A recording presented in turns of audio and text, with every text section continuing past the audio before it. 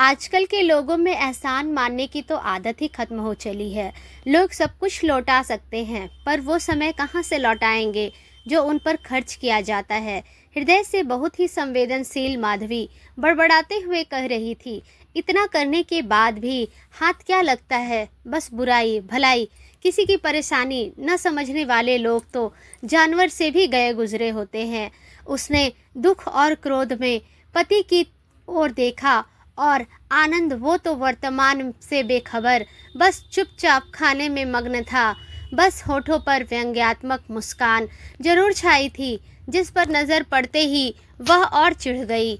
वाह, आज तो कचौड़ियों के साथ बूंदी का रायता और हलवा मज़ा आ गया। अचार की कमी तुम्हारी बड़बड़ पूरी कर रही है। तृप्ति भरी डकार लेते हुए आनंद ने कहा, क्या अब तुम्हें मेरी तकलीफ में भी मज़ा आने लगा है? कहते हुए भरी हुई माधवी दुख से लगभग रो ही पड़ी। हक्का बक्का आनंद उसे चुप कराने की कोशिश करने लगा, मगर उनके बीच में तीसरे की साधिकार दखल अंदाजी कर दी ये उपस्थिति थी ब्रूनो की, जिसके माधवी को रोते हुए देख अपने आगे के पंजे उसके सीने पर टिका दिए और गुर्राहट के साथ भौंकते हुए आनंद को उसके पास ले ही हटने पर मजबूर कर दिया। माधवी भी ब्रूनो के अधिकार बोध पर मुग्ध होकर उसे प्रेम से सहलाने लगी और थोड़ी देर में उसका भरा हुआ मन और खाली आंखें जैसे बीते वक्त की कहानी हो गई। देखा, मैंने कहा था ना कि पालतू जानवर हमें खुश रखना सिखा देते हैं, बुढ़ापे में बच्चा बना देते हैं। अपनी शरारतों से आनंद ने फिर पत्नी को चिढ़ाया। आप ही खिलाफ थे पालने के पहले और आप ही का ये सबसे लाडला बन गया है। माधवी ने नहले पर दहला लगाया। तब तक ब्रूनो ने मासूम चेहरा बनाते हुए आनंद से हलवे की फरमाइश को धीरे धीरे बनाना शुरू किया। आनंद उसे एक चम्मच हलवा देना ही चाहते थे कि रोहन ने जोर से मना करते हुए कहा, ना पापा, जानते हैं ना आप कि मीठा इनका दुश्मन होता है। फिर खुद भी भावुक होकर सवाल करने लगा, भगवान को जब इन्हें कुछ खाने ही नहीं देना होता है तो इन्हें बनाते क्यों हैं? एक तो इतनी कम जिंदगी देते हैं इन्हें कि लगता है कुछ हो गया तो रहेंगे कैसे? रोहन, ऐसी बात मत कहो, उसके लिए अच्छी अच्छी बातें करो। आनंद ने उसे टोकते हुए कहा। देखा पापा, आखिर ब्रूनो ने अपने सबसे बड़े विरोधी को अपने दल में शामिल कर ही लिया। और आनंद इस बात पर मुस्कुराहट लिए ब्रूनो के साथ नीचे उतरने लगे। थोड़ी देर में मम्मी मम्मी जरा ब्रूनो को देखिए, रोहन की आवाज़ आई। क्यों, क्या हुआ? उसे माधवी ने चिंतित स्वर में हड़बड़ा कर कहा। कुछ हुआ नहीं है, बस आप उसकी खुशी देखिए।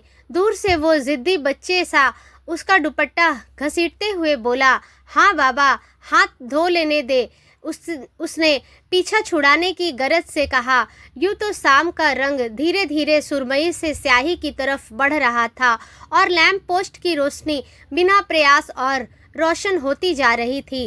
अंधेरे के साए पाकर सामने खड़ा ऊपर से रोशनी से नहाया घनेरा गुलर पेड़ के पत्तों का हरा रंग भी अजीब ही कैफियत लिए था। नीचे खड़े मासूम से वजूद को उसकी आंखें धीरे धीरे अंधेरे में भी पहचानने का दम रखती थी। वह रोहन के जल्दी मचाने की जिद पर नल के नीचे तेजी से हाथों को धोकर थोड़ा तनाव से आते हुए तौलिए से पोंछने लगी, पर रोहन ने जल्दीबाजी मचाने से यूं ही आकर देखने लगी। खिड़की से नीचे झांकते ही उसका दिल धक से रह गया। ब्रूनो, जो थोड़ी गेट पर ऐसे बढ़ा था जैसे वह उसके पति आनंद के रोज घर आने पर बैठा करता था, अचानक उसके पति के हाथ से उसका लीश छुड़ाकर मुख्य द्वार से निकलकर अपने सामने खड़े युवा लड़के साहिल के पास जाकर खड़ा हो गया। माधवी का हृदय ईर्ष्या से भर उठा। न जाने क्यों उसे 2 साल पहले की वह गर्मियों की शाम याद आ गई, जब यह सुनहरे और भूरे फर वाला जीव बिना आनंद की मर्जी के रोहन की जिद पर उनके घर का हिस्सा बन गया था।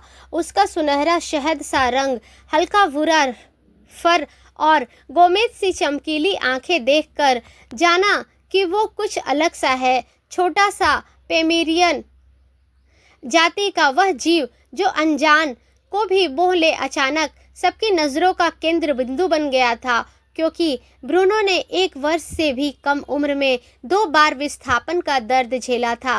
कई हफ्ते वह स्कूटी वाले युवक को देख उदास होता रहता। फिर उसका मन तब से धीरे धीरे रोहन को अपनाने लगा, जब उसके गली को आवारा कुत्तों से उसे बचाया था। किसी के घर आने पर खूब प्यार करना, इंतज़ार के लम्हों को घर आने पर उछल कूद से खर्च करना और अधिकार पूर्वक गोद में सिर रख देना, मानो उसी का एक अधिकार हो सब पर। उसे पूरा विश्वास था कि वो अपने पूर्व मालिकों को जल्दी ही भूल जाएगा, पर उसे कभी कभी भी साहिल के आने पर असुरक्षित महसूस होने लगा। रोहन दरवाजे पर खड़े होकर उसने आदेशात्मक स्वर में कहा, अपने दोस्त को मना कर दो यहाँ आने से।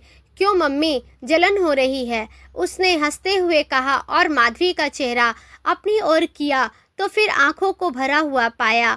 डोंट वरी मम्मी, ये कहीं नहीं जाएगा, आप देखना घर ही आएगा सीधे। क्या ये अपना पहला मालिक भूल नहीं सकता? इससे ईर्ष्यालु स्वर में कहा। मालिक नहीं माधवी, साथी कहो, और मेरी ना मानो तो उसी से कुछ सीखो। आनंद ने दबे स्वर में कहा, ये नया मालिक पुराना मालिक हमारी तुम्हारी सोच का फेर है। ये प्रेम बस देना जानता है। इसे साहिल का साथ, उसका प्रेम याद है और उसका वहाँ छोड़कर आना जाना भूल चुका है। बस उन्मुख प्रेम दे रहा है। बेफिक्री से देखो, लौट आएगा अभी। साहिल के वापस जाते ही ब्रूनो अपनी लिस के साथ गेट पर खड़ा था और माधवी के मन में चल रहे मंथन को विराम लग चुका था। क्रोध का विष छट चुका था और शांति का अमृत उसके जले हुए मन पर मानो रूई के फाहे रख रहा था। ये मूक जीव कितनी जल्दी माफ़ करना सीख लेते हैं। शायद इनकी जगह मनुष्य जीवन का कोई और रिश्ता होता तो शिकवा, शिकायत, आलोचना का दौर बह निकलता। इन्हें वापसी नहीं चाहिए किसी से भी, और कोई इसके लिए कुछ करे तो कृतज्ञता की भाषा सुस्पष्टता से बोलते हैं।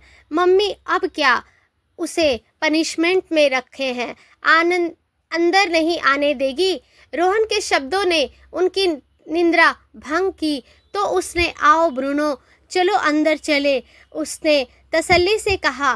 तो बेटा, तुम्हारी मम्मी के दिल पर तो ब्रूनो का कब्जा हो गया, अब हम लोग किधर जाएंगे? आनंद ने चिढ़ाते हुए कहा। आप भी ना, वो खींचे स्वर में बोली और पूरे घर में हंसी की आवाज़ तेज हो गई। अब ब्रूनो का तुम्हारा महीनों का एकाधिकार पक्का। तुम भी ना जलन की मारी लगती हो कभी कभी। आनंद ने फिर चुटकी ली। नहीं जी, मैं बस ये सोचती हूँ कि ये अभी तक उन लोगों को भुला क्यों नहीं पाया।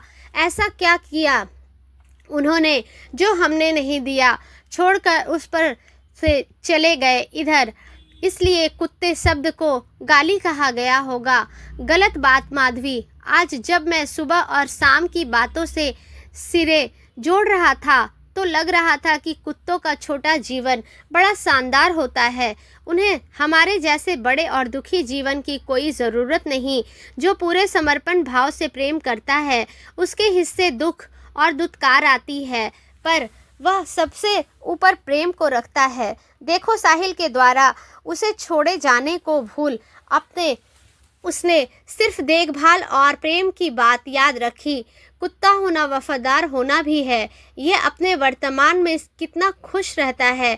छोटी छोटी खुशियों में जीना, छोटी यात्राओं में भी खुशी से भर जाना। कोई इनसे सीखे। इनके हिस्से में छोड़ दिए जाने के दर्द लिखे होते हैं। प्रेम का बर्तन भले इसके हिस्से छोटा सा आए, फिर भी ये कृतज्ञ रहना, प्रेम को लौटाना नहीं छोड़ते। अचानक माधवी का उदास मन जैसे शांति की सफ़ेद रोशनी से भर उठा। मालिक होने का दंभ, कुछ करने के बाद कर्ता भाव का दुख कहीं पीछे छूट गया। उसने अपने हाथों में कुछ बिस्किट लेकर ब्रूनो को दुलराया। उसकी स्थिति पर सुख खुद को रख कर देखा।